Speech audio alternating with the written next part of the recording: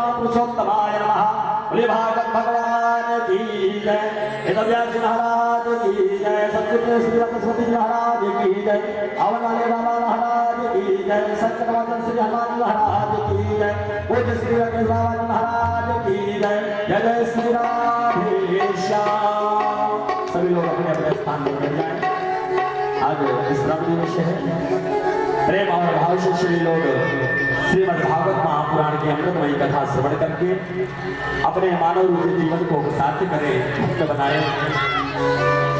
पूज्य श्री भगत बाबा जी महाराज जो श्री धाम वृंदावन से पधारे हुए हैं, आज लास्ट में इसकी कथा श्रवण करके अपने जीवन को प्रतापित हुए। जय जय श्री राधे।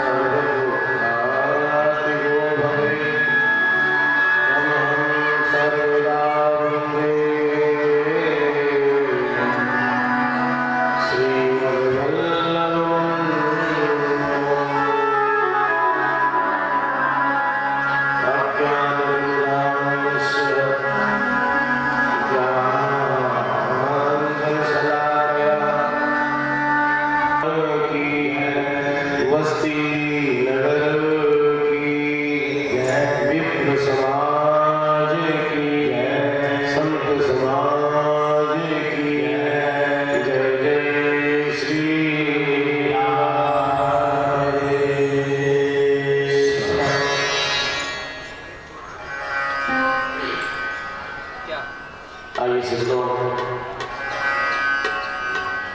हम सभी भगवान की लाइट के आभार।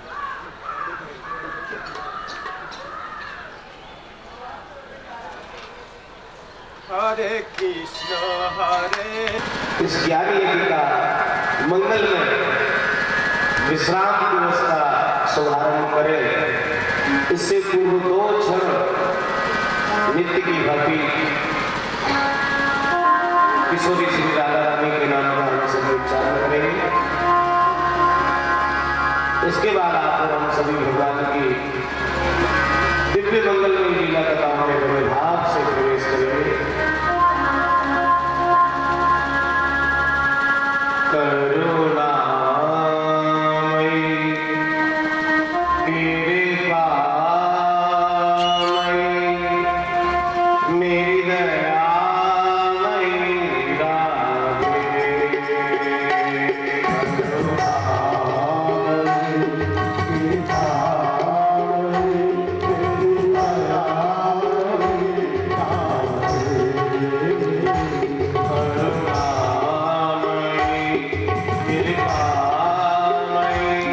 मेरी दयामयी राधे।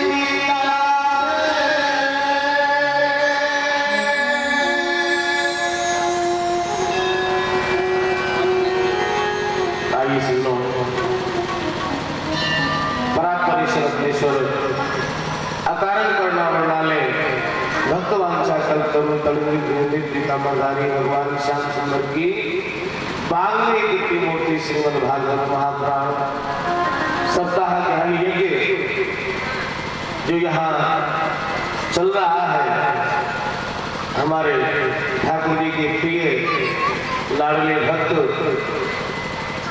Shri doctor O.P. शर्मा जी, श्रीमती सुषमा शर्मा जी, इनके सुपुत्र और पुत्रवधू और हमारे ठाकुर जी के लाडले श्री दुर्गा प्रसाद जी शर्मा, उनके बेटी दामाद श्री सिद्धार्थ शर्मा पूजा शर्मा के द्वारा आयोजित इस सप्ताह ज्ञानी में पधारे हुए सभी भक्त वैष्णव, बालक बालिका वर्ण मातृ शक्ति विद्वज्जन, आप सभी को कथा आरंभ करने से पूर्व हमारा जय श्री कृष्ण स्वीकार हो। सज्जनों,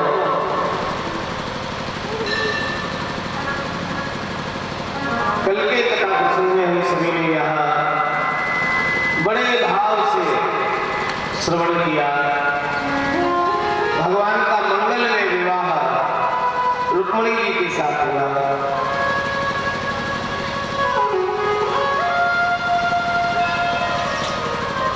भगवान रुक्मिणी जी को ब्याहने के लिए कुंदनपुर पधारे और कुंदनपुर की नारियों ने भगवान का दर्शन किया, द्वारकाधीश का दामाद के रूप में। तो मन में भाव आया कि भगवान का दर्शन लाभ तो मिला, भगवान का भजन तो पूरा जगत करता है, पूरा ब्रह्मांड करता है, लेकिन आज भगवान को खरी खोटी सुनाने का सौभाग्य या तो भैया जनकपुर की नारियों को है और या फिर कुंडलपुर की नारियों को है। तो विवाह जब होते हैं, मांगलिक विवाह, तो उसमें आज भी परंपरा है कि ब्याही सबों को, अपने सहाजी को मंगल गीत गाकर के गालियां सुनाई जाती हैं। जनकपुर में जब भगवान श्री राम पधारे विवाह के लिए, जनकपुर की नारियों ने देने के लिए कि महाराज, हमने ऐसा सुना कि आपके यहाँ तो ऐसी परंपरा है कि पिताजी की भी कोई आवश्यकता नहीं, माताएं खीर पाएं और अपने आप ही बालकों को जन्म दे देती है। विनोद होता है ना विवाह में। तो लक्ष्मण जी महाराज ने कहा कि ठीक है, आप ठीक कह रही हो, कम से कम हमारे यहाँ ये तो है कि माता जी की तो जरूरत पड़ती है, लेकिन हमने सुना आपके यहाँ तो माता जी की भी जरूरत नहीं है, पिताजी की भी जरूरत नहीं है। खेत में जाओ, खेती करने के लिए हल चलाओ और बेटी को ले आओ। कम से कम हमारे यहाँ मैया की तो जरूरत पड़ती है, आपके यहाँ तो माता जी की भी आवश्यकता नहीं है। तो मंगलमय विवाह में कुछ विनोद तो होता ही होता है, और माताएं जब तक गालियां नहीं सुना दें अपने ब्याही सबों को, अपने साहजी को, अपने संधि को, तब तक विवाह पूर्ण नहीं माना जाता। तो आज कुंदनपुर की नारियों ने विचार किया कि देखो, आज हमारे यहाँ दूल्हा सरकार बन करके आए हैं आप, ठीक है, तन करके खड़े हैं, लेकिन हम आपको जानती हैं, आपके पूरे खानदान को जानती हैं। सुनिए महाराज, दूल्हा सरकार क्या कह रही है? कुंदनपुर की नारियां मंगल गीत है, जिसको हमारी भाषा में गाली कहते हैं, और भगवान को भी अच्छा लगता है, क्योंकि मीठा ही मीठा खाकर के आप मिठाई कृपा नहीं की। ऐसे ही भगवान को भी भजन करने वाला तो पूरा जगत है, लेकिन भक्तों के द्वारा खरी खोटी सुनने की भगवान की भी इच्छा होती है। तो आज गोरखपुर की नारियां भगवान को गाली सुना रही है कि आए मदन मोहन घनश्याम कुंडलपुर पावना दी। आए मदन मोहन घनश्याम कुंडलपुर पावना दी। आए मदन मोहन घनश्याम कुंडलपुर पावना दी। आए मदन मोहन घनश्याम कुंडलपुर पावना दी। भज मन लागा की शिवरा फूल बन जावे नारी। भज मन लागा की शिवरा फूल बन जावे नारी। ओ श्याम काले कुंडलपुर की नारी, श्याम काले कुंडलपुर की नारी, श्याम काले कुंडलपुर की नारी, श्याम काले कुंडलपुर की नारी। रामा हंस हंस के रे गारी, रामा हंस हंस के रे गारी, रामा हंस हंस के रे गारी, रामा हंस हंस के रे गारी। दीदी भाई दुख मेरी गावर का हमारे मन भावे नारी। दीदी भाई दुख मेरी गावर का हमारे मन भावना दी। आए मदन मोहन घनश्याम कुंडलपुर पावना दी। आए मदन मोहन घनश्याम कुंडलपुर पावना दी। हरि भुआ कुंती नारी, श्याम हरि भुआ कुंती नारी। अरे श्याम सुंदर, हम तुम्हारी बुआ जी को भी जानते हैं, वो कैसी थी। श्याम हरि भुआ कुंती नारी, श्याम हरि भुआ कुंती नारी। यदि हो तो जायो है करण तुम्हारी, यदि हो तो जायो है करण तुम्हारी, यदि हो तो जायो है करण तुम्हारी, यदि हो तो जायो है करण तुम्हारी। आगे सूरज के घनघारी रंग बतावे नारी। आगे सूरज के घनघारी रंग बतावे नारी।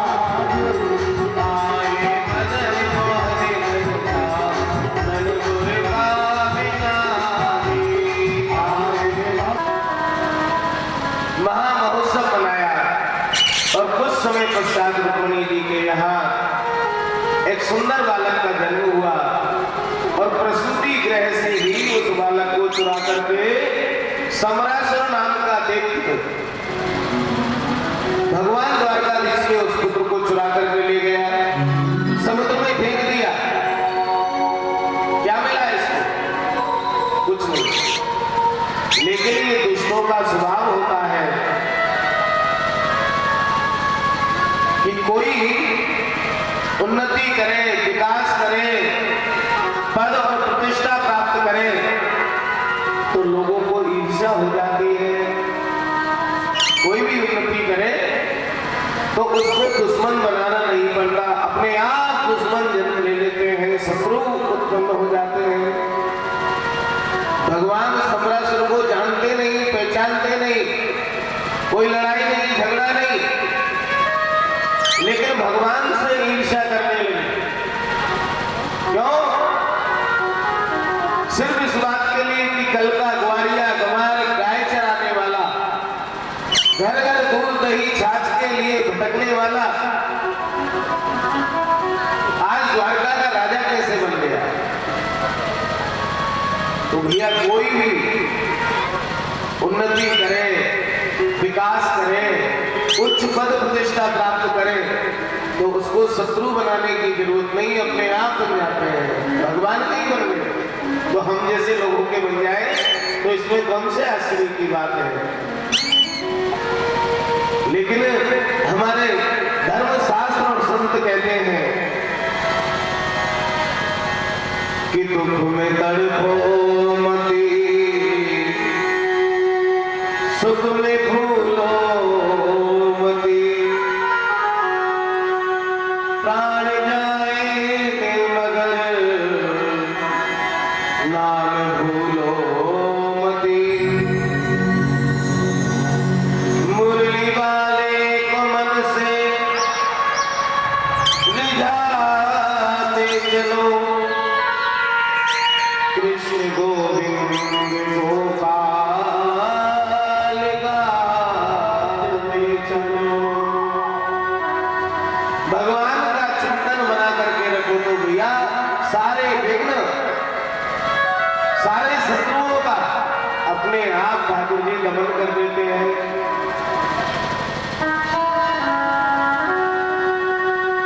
समरासुर ने उस बालक को समुद्र में फेंका,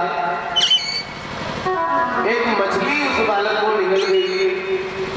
मछुआरों ने जाल फेंका और देव योग से सुखदेव जी कहते हैं परीक्षित, वही मछली जिसने भगवान के बालक को निगला, वही मछली जाल में फंस गई। और मछुआरों ने उसी मछली को समरासुर की रसोई में भेज दिया। अरे भगवान के भक्तों का दुनिया बुरा करना चाहे, लेकिन भगवान की यदि कृपा है करेंगे बुरा होगा अच्छा। समरासुर ने तो भगवान के पुत्र को मारना चाहा, लेकिन हुआ क्या, मछुआरों ने उसी मछली को, जिस मछली ने भगवान के बालक को निगला, मछुआरों ने उसी मछली को समरासुर की रसोई में पहुंचा दिया। वहां पर जो भोजनशाला में भोजन बनाने का कार्य किया करती थी, उन देवी का नाम है विद्यावती।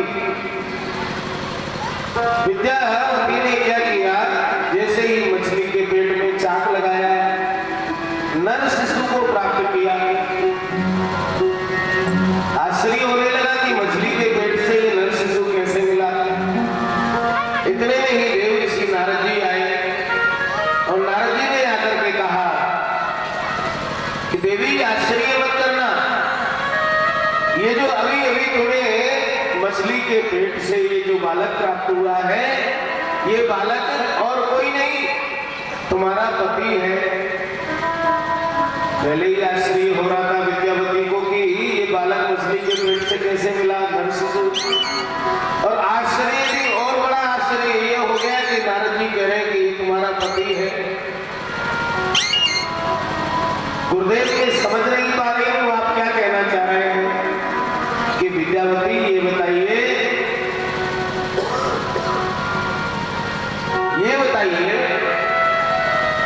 कि वास्तव में तुम हो कौन। कि गुरुदेव आप तो त्रिकालदर्शी हैं, जानते हो कि मैं कामदेव की पत्नी रति हूं, जो विद्यावती बनकर के समरासुर के यहाँ रसोई का काम कर रही हूं। तो देवी तुम्हें तो ये भी मालूम होगा कि देवताओं ने तुम्हारे पति कामदेव को आगे किया भगवान शिव को समाधि से जगाने के लिए। कामदेव ने अपने 5 बाणों का प्रहार भगवान शिव के ऊपर किया, समाधि से जागे भगवान शिव।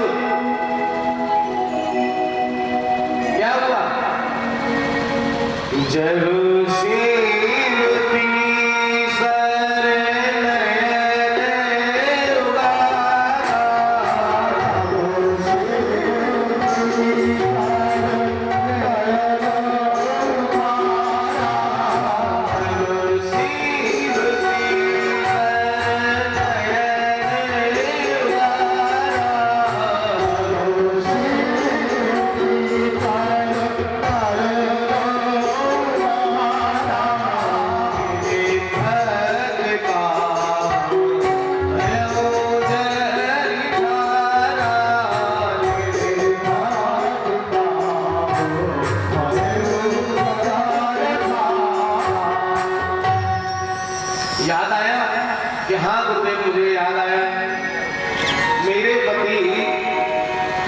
देवताओं की बातों में आ गए और शिव जी को जगाने के लिए गए और भगवान शिव ने कोप करके मेरे पति को भस्मीभूत कर दिया, जला करके रात की ढेरी बना दिया। तो देवी तुम्हें ये भी पता होगा कि तुम विलाप करती हुई भगवान भोलेनाथ के पास गई और जाकर के कहा कि मुझे आपने अनाथ बना दिया प्रभु, मैं कैसे अपना जीवन यापन करूंगी, मेरे ऊपर कृपा करो, मुझे तो मेरा पति चाहिए, वो निर्दोष था, देवताओं की बातों में आ गया। प्रभु मुझे आपने अनाथ बना दिया, विलाप करने लगी। तो ये भी मालूम होगा कि भगवान शिव ने तुम्हें वरदान दिया कि तुम्हें तुम्हारा पति प्राप्त हो जाएगा। तुमने पूछा, नारद जी कह रहे हैं विद्यावती से कि तुमने पूछा कब और कहां मिलेगा मेरा पति? तब भगवान शिव ने कहा, जब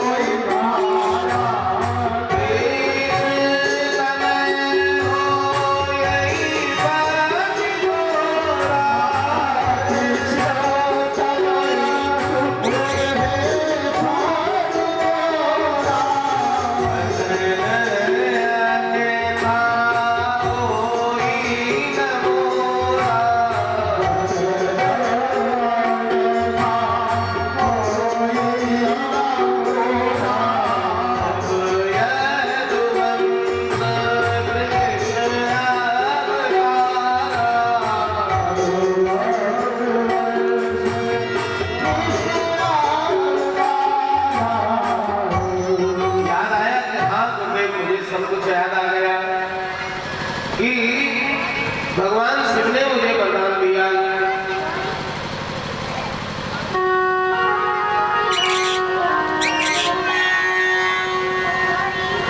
कि भगवान नारायण लीला पुरुषोत्तम बनकर के आएंगे, लीला पुरुषोत्तम बनकर के आएंगे। भगवान श्री कृष्ण उन्हीं भगवान श्री कृष्ण का ज्येष्ठ पुत्र तुम्हारा पति होगा।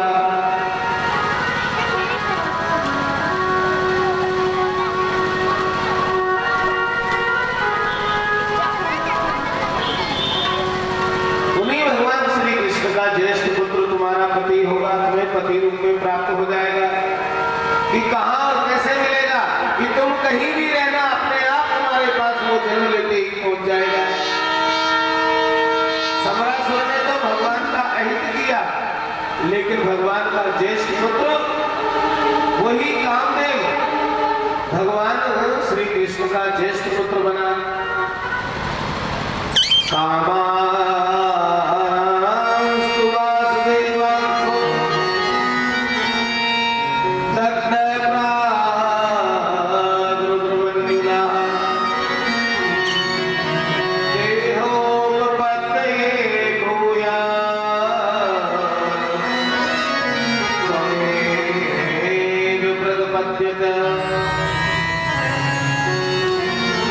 यही वही कामदेव है, तुम्हारे पति जो भगवान श्री कृष्ण के ज्येष्ठ पुत्र है। तुम इनका लालन पालन पोषण करो और ये बड़े होकर के तुम्हारा पोषण करेंगे।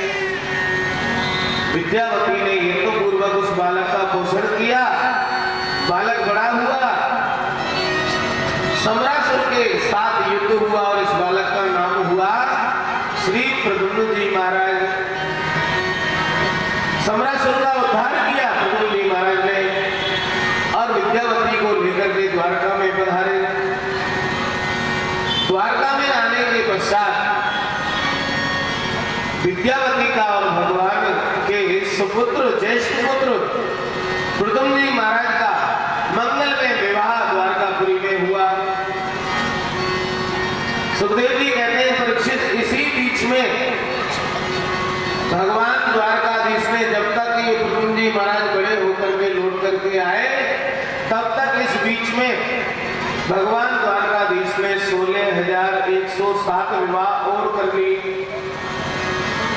इस बीच में, और आश्चर्य नहीं करना, भगवान का दूसरा विवाह जामवंत जी की पुत्री से हुआ।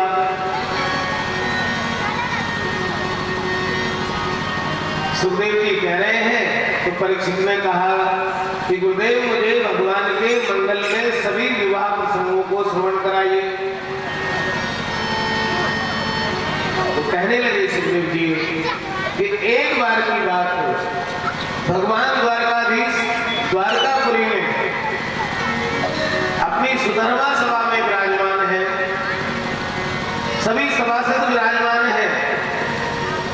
उसी समय एक राजा सत्राजित, जिनका नाम था, भगवान सूर्य नारायण की उपासना करके जिन्होंने शमंतक मणि को प्राप्त किया, उस मणि की क्या विशेषता थी कि 8 भार सोना नित्य बोलती थी, और इतना दिव्य तेज था कि साधारण जीव तो समझ भी नहीं पाता कि ये राजा सत्राजित है या साक्षात सूर्य नारायण भगवान है। जैसे ही सत्राजित महाराज का आगमन हुआ, सुधर्मा सभा में भगवान के यहाँ सभी सभासद खड़े होकर के सम्मान करने लगे। सभी सभासदों को ऐसी प्रतीति होने लगी कि ये साक्षात सूर्य नारायण भगवान आ रहे हैं। क्यों? क्योंकि जो समंतक मणि थी उसका इतना दिव्य तेज था, इतना दिव्य प्रकाश था कि लोग भ्रमित हो गए। भगवान द्वारकाधीश कहने लगे कि नहीं नहीं, बैठ जाइए भैया, बैठ जाइए, ये कोई सूर्य नारायण भगवान नहीं है, अरे ये तो साधारण राजा है, सत्राजित नाम है इनका। सूर्य नारायण भगवान के द्वारा प्रदत्त शमंतक मणि का ये दिव्य तेज पुण्य है। सभी सभासद बैठ गए। भगवान ने राजा सत्राजित को अपने पास बुलाया, राजन आइए हमारे पास आकर के बैठ जाइए। एक बात बताइए राजन, भगवान द्वारकाधीश सत्राजित से पूछने लगे कि आपका कितना बड़ा परिवार है? कि महाराज एक मैं हूँ, एक मेरी धर्मपत्नी है, एक मेरी कन्या है सत्यभामा जिसका नाम है, एक मेरा भाई है प्रसेन, बस 4 लोग हैं। भगवान द्वारकाधीश कहने लगे कि देखो, इतना छोटा सा परिवार आपका और इतना धन है आपके पास कि ये समंतक मणि को 8 भार स्वर्ण उगलती है। आप ऐसा करिए ना, इस मणि को हमारे राजकोष में जमा करा दीजिए। आप क्या करोगे इतना धन लेकर के? अरे ये धन हमारे राजकोष में रहेगा तो हम समाज की सेवा करेंगे, दीनों की सेवा करेंगे, धर्म अनुष्ठान करेंगे, जीवों का कल्याण करेंगे। राजा सत्राजित को अच्छा नहीं लगा। क्यों नहीं लगा? कि मेरा इतना बड़ा सम्मान हो रहा था, इन्हें रुकवा दिया। सभी सभासदों से कहा कि बैठ जाओ बैठ जाओ, ये कोई सूर्य नारायण भगवान नहीं है, ये तो साधारण राजा है। तब से ही राजा सत्राजित को अच्छा नहीं लग रहा था। अब मणि और मांग रहे हैं, तो सत्राजित महाराज कहने लगे कि द्वारकाधीश, मैं इतना मूर्ख नहीं हूं कि जो सीधे सीधे मणि आपको भेंट कर दूं। उत्तर के चले गए, सभा का परित्याग कर दिया, अपने घर गए। दूसरे दिन उसी मणि को पहन करके सत्राजित महाराज के जो छोटे भाई हैं प्रसेन, उस मणि को धारण करके शिकार खेलने के लिए चले गए। किसी निर्जन वन में सिंह ने उस दिव्य मणि का प्रकाश देखा, आक्रमण कर दिया जिस घोड़े पर सवार होकर के गए थे उस घोड़े का भी वध कर दिया और प्रसेन महाराज का भी वध कर दिया। मणि को वो सिंह अपने मुंह में दबा करके चलने लगा। उसी वन में जामवंत जी रहा करते थे। जामवंत जी ने देखा कि इस सिंह के मुंह में इतना दिव्य तेज कहां से आया। सिंह को पकड़ लिया और मणि को जब खींचने लगे, सिंह ने मना किया तो आज सिंह का वध जामवंत जी ने कर दिया और मणि को ले लिया। मणि का जब दिव्य तेज प्रकाश देखा, विचार करने लगे कि ये अच्छा रहा। मैं जिस गुफा में रहता हूँ, कंदरा में रहता हूँ, उसमें अंधकार रहता है और मेरी भी एक कन्या है जामवती जिसका नाम है। तो ये मणि दो काम में आएगी। एक तो हो गुफा में जो अंधकार है उसमें प्रकाश की व्यवस्था हो जाएगी और दूसरा मेरी कन्या जामवती को खेलने के लिए खिलौना हो जाएगा। जामवंत जी उस मणि को लेकर के चले गए अपनी गुफा में। इधर जब 4 दिन व्यतीत हो गए, प्रसेन महाराज घर नहीं लौटे तो राजा सत्राजित ने शंका के आधार पर कि आज से कुछ दिन पहले मैं द्वारका गया था, द्वारकाधीश मणि को मांग रहे थे, मैंने नहीं दिया, तो हो ना हो मेरे भाई का वध करके मणि को द्वारकाधीश में चुरा लिया। ये बात आग की तरह सर्वत्र फैल गई कि द्वारकाधीश चोर है, मणि को चुरा लिया। क्योंकि अच्छाई फैलने में तो सज्जनों पूरा जीवन लग जाता है और बुराई तो आग की तरह फैलती है। ये बात द्वारका में पहुंची वसुदेव जी के कानों में। वसुदेव जी ने बुलाया भगवान कृष्ण को और कहा, कृष्ण मणि को तुमने चुराया है कि पिताश्री आपके चरणों की शपथ लेकर के कहता हूं कि मणि को मैंने नहीं चुराया। कि पुत्र तुम्हारी बात को मैं स्वीकार कर सकता हूं, लेकिन पूरा ये जगत कह रहा है कि मणि को तुमने चुराया है।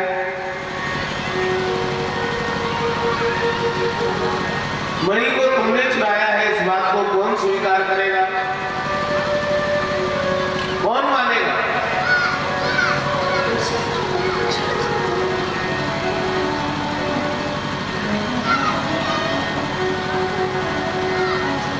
मेरी आज्ञा है, कैसे भी करके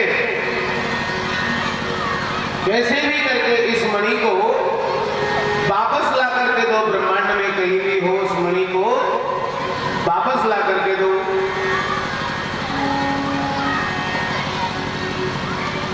जैसी आज्ञा पिताश्री। भगवान कहां गए? अपने गुरुदेव गर्गाचार्य जी के पास गए। गर्गाचार्य जी के पास जाकर के कहा,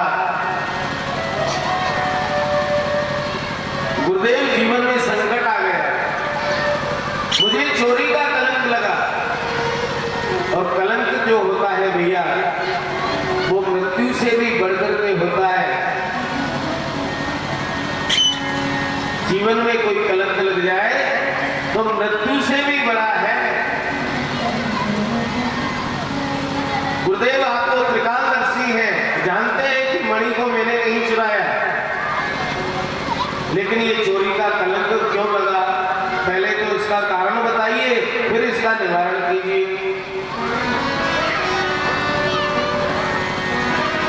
गर्गाचार्य जी कहने लगे, कृष्ण कोई जाने या ना जाने, मैं जानता हूं कि तुम ब्रह्म हो, नारायण हो, जगदीश हो, ईश्वर हो, सच्चिदानंद हो। मेरी आज्ञा है, मणि ब्रह्मांड में कहीं भी हो, तुम ब्रह्मांड नायक हो, ब्रह्मांड में कहीं भी हो, मणि को लाकर के राजा सत्राजित को लौटाओ। कारण क्या है इसका? भगवान ने पूछा तो गुरुदेव गर्गाचार्य जी ने कहा, इसका कारण ये है कि तुमने बड़ी चोट के चंद्रमा का दर्शन किया है और उसका फल यही होता है कि चाहे भगवान ही क्यों ना हो, जीवन में चोरी का कलंक अवश्य लगता है। जो भादों के महीने में आती है ना बड़ी चोट,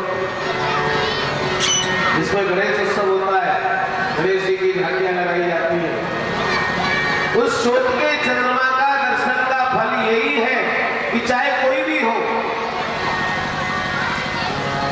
स्वयं भगवान ही क्यों ना हो, उस चंद्रमा का दर्शन करने का फल ही ये है कि जीवन में चोरी का कलंक अवश्य लगता है। कृष्ण कहीं से भी उनको ब्रह्मांड नायक हो, बाल्यकाल में ही मां को पूरा ब्रह्मांड दिखा दिया मुख में। इस ब्रह्मांड में कहीं भी हो, मणि को लाकर के राजा 17 दिन को लौटा हो, लेकिन अकेले मत जाना, कुछ यादवों की सेना साथ में लेकर के जाना। अकेले जाओगे तो लोग क्या कहेंगे, अरे देखो, बदनामी के डर से द्वारकाधीश ने अपने पास से ही मणि को वापस लौटा दिया। कुछ यादवों की सेना साथ में लेकर के जाना साक्षी के लिए।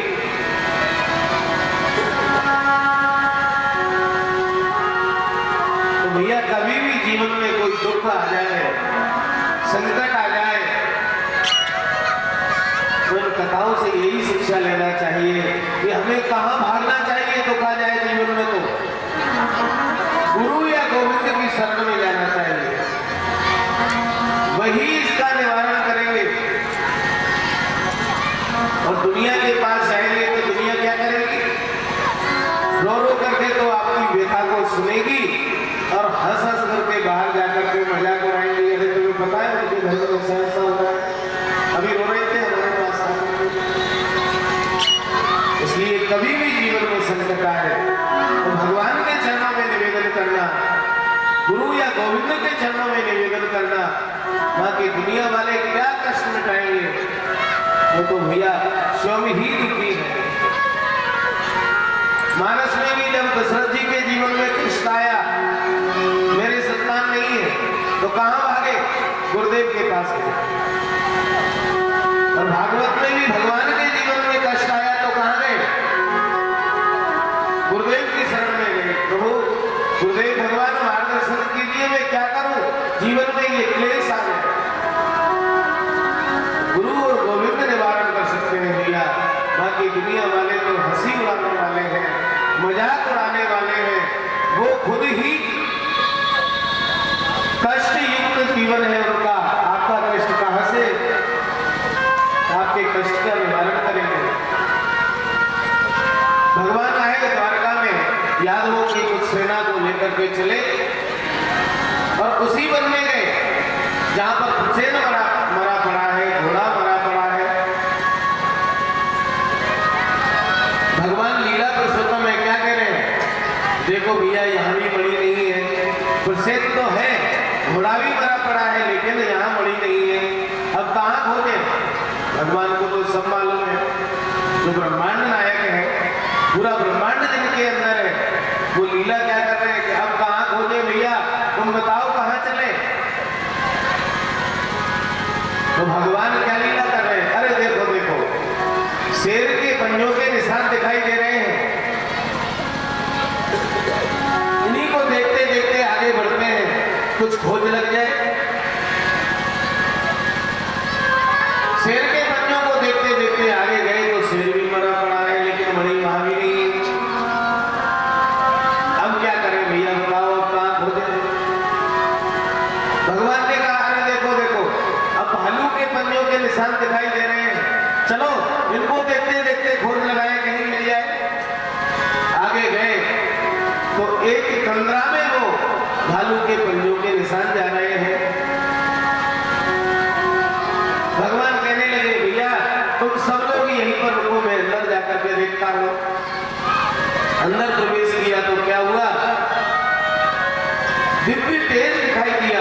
भगवान समझ गए मणि यही है।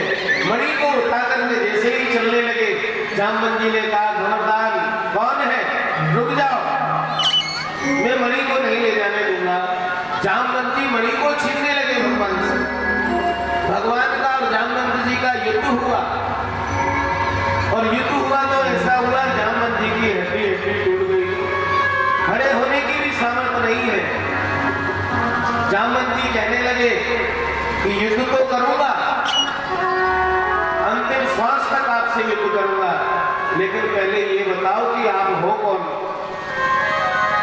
मुझे परास्त करने की सामर्थ्य